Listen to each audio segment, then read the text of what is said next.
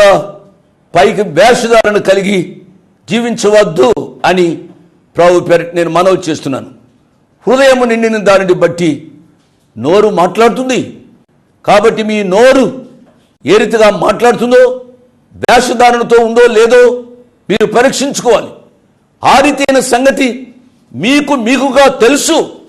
మీరు మాట్లాడే మాటల్లో వేషధారణ ఉంది అని పరిశుద్ధాత్మదేవుడు మిమ్మల్ని గద్దిస్తూ ఉంటే దానిని అంగీకరించి ప్రభు పాదాల దగ్గర క్షమాపణ అడగాలని ప్రభు పక్షంగా నేను మనవి చేస్తూ ఉన్నాను.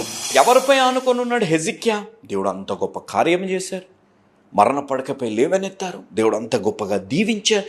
అయినప్పటికీ కూడా హెజిక్యా చేసిన పని ఏంటిది అనగా ఐగుప్తులపై ఆధారపడడం. ఈరోజు మొట్టమొదటి పాయింట్ మనం నేర్చుకోవాల్సింది, ఎవరిపై మనం ఆధారపడుతున్నాం. On whom we are leaning.